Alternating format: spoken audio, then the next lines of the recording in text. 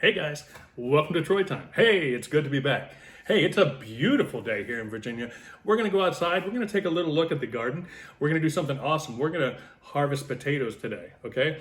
Not too long ago, maybe 110 days ago, I made videos. I showed you what I did with my soil for the potatoes and what we did, how we planted them, all that kind of stuff. Go check out that potato planting video if you have not yet. And then we also did some intercropping with those. We intercropped radishes with them, and we've already got an awesome radish harvest as well. So please check out that video. It's great, right? So we've already had a good amount of production from these bags that we're going to look at today. But let's get out in the garden. Let's take a little peek around, and let's get these potatoes harvested. Let's see what it looks like, okay? We'll see you out there. Stay tuned. Okay guys, so this is a great place to start. All right, so I'm loving this. These are the hydroponic downspouts, okay? These we just replanted. So I'll throw a picture up here so you can see, man, I just harvested about, maybe 20 heads of lettuce that were just full grown, beautiful dark green romaine lettuce. It was awesome, right? So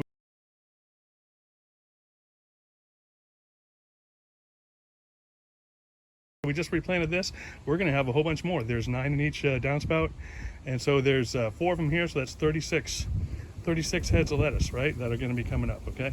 This is so easy, so great. We're going to do a video on that, and we'll show you that. This is an idea I got from Mike Van Duzy a couple years ago, and I've been running some of these downspouts on a ladder, and I've also been making this table system here. I could have a ton of these. I could fill in all the gaps in between them with more downspouts. I've already got them made, and I've already got videos in work showing you how to make them, right? But it just works so great for especially for the greens. And then in the back here, we've got some cabbages. We pulled those cabbages over from our other raised bed because the cabbage moths were just tearing them up.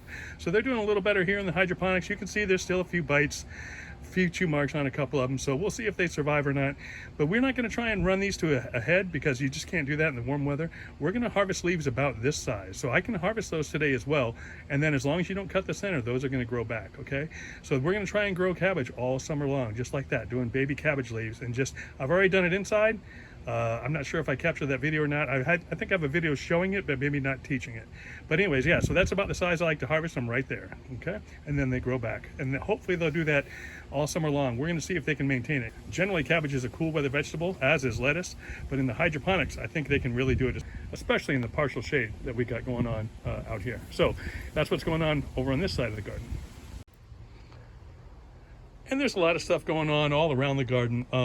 This is our pea pod. So if you've seen my pea video, this is where we grew our peas, or one place that we grew our peas, okay? So I've just captured that same space now, and I've filled it in all the way.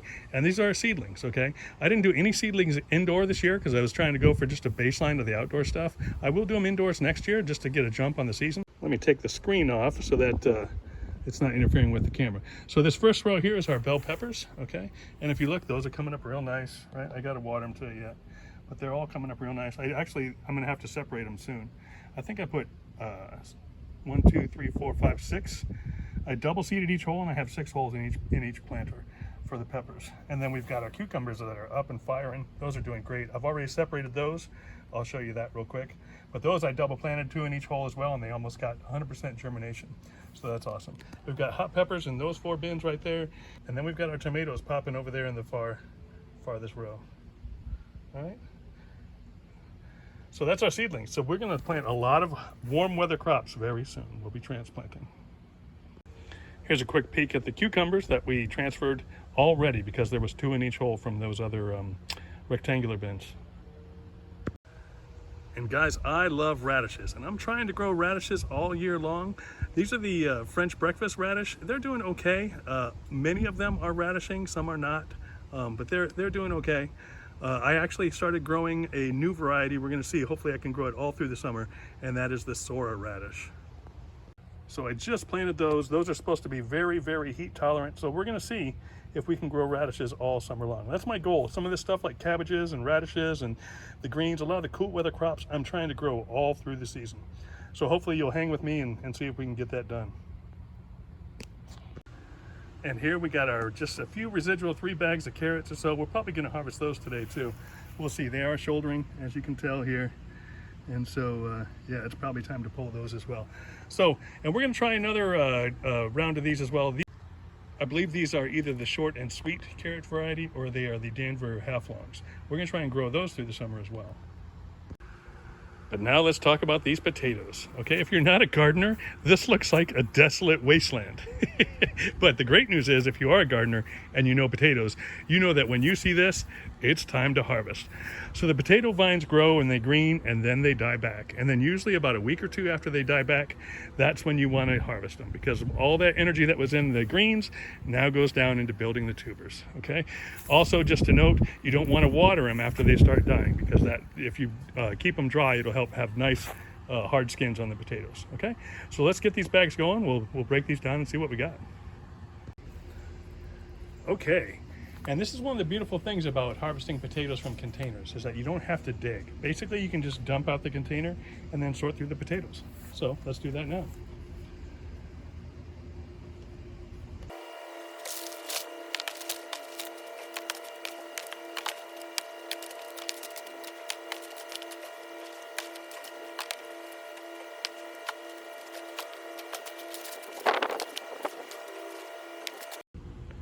All right, guys, so that's what we got for our potatoes. All right, guys, so here's our potatoes, and they look good, right? I'm thankful for every harvest. And this was a good harvest. This was not bad at all, okay? It's a little smaller than our last springtime potato harvest. Normally I do run a batch of potatoes in the spring, and then last year I did a batch in the summer, and then I always run one in the fall, okay? The fall is always the largest harvest. The summer probably won't do again. The summer harvest was almost nothing. I did get some potatoes out of it, but it's usually very, very small, so not really worth doing during the hot summer months. But this is a little smaller than last spring, but that's okay. So let's talk about some of the things we did well and some of the things that we can change up to do a little better, okay? So real happy with this harvest. One of the things that worked out great was intercropping the radishes, okay? We had a huge radish harvest on top of the potatoes. I've got all that video documented, so go back and check those videos, it's great. And then one of the problems we had with these potatoes, I threw out a lot of split potatoes. There was a lot of split potatoes. So what that means is that they had inconsistent watering. So either too much water or too long a drought in between watering, okay? So I might have overwatered is what I'm thinking, because we watered these quite a bit. So a lot of split potatoes I had to throw out. And then the other thing is, although I did get a great radish harvest, I did notice the 4 bags on the end tended to have more potatoes than larger potatoes, and those weren't intercropped with the radishes. And so what I'm going to do in the fall season is that I'm going to still intercrop the radishes, but I'm going to fertilize after. When I pull the radishes, I'm going to fertilize the soil. And I never did that. I wanted to, had every intention to, and then it just didn't get done as I checked back on my calendar. And so I think fertilizing after we pull the radishes will really help increase the yield on the potatoes that are still in the bags.